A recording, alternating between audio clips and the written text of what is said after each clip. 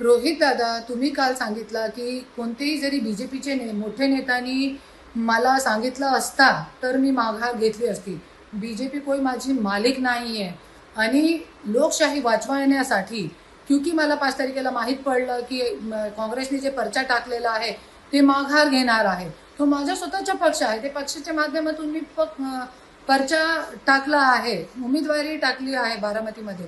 आणि आज न्यायव्यवस्थामध्ये आज लोकशाही वाचवण्यासाठी मला हे पर्चा टाकणं गरजेचा होता. आणि तुम्ही बघू शकता की आज महाराष्ट्रामध्ये न्यायव्यवस्थेची काय अवस्था आहे.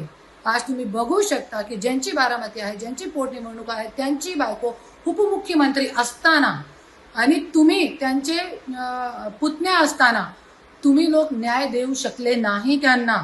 आणि आज FIR सुद्धा होऊ शकली नाही, होत नाही महाराष्ट्रामध्ये. कर्नाटकमध्ये FIR होऊ शकते अजितदादाची, घातपात होता की अपघात होता या गोष्टीसाठी, पण महाराष्ट्रामध्ये उपमुख्यमंत्री त्यांची बायको आहे, तरी पण सुनेत्रा वहिनी आहे, तरी पण आज FIR होऊ शकत नाही. तर हे महाराष्ट्रामध्ये न्यायव्यवस्था कुठे गेलेली आहे आणि त्या न्यायव्यवस्थेच्या मान राखण्यासाठी आणि त्या न्यायव्यवस्थामध्ये जाण्यासाठी आणि कुठेतरी माझ्यासारखे लोक जरी गेले न्यायव्यवस्थामध्ये तो कुठेतरी न्यायव्यवस्था वाचू शकते.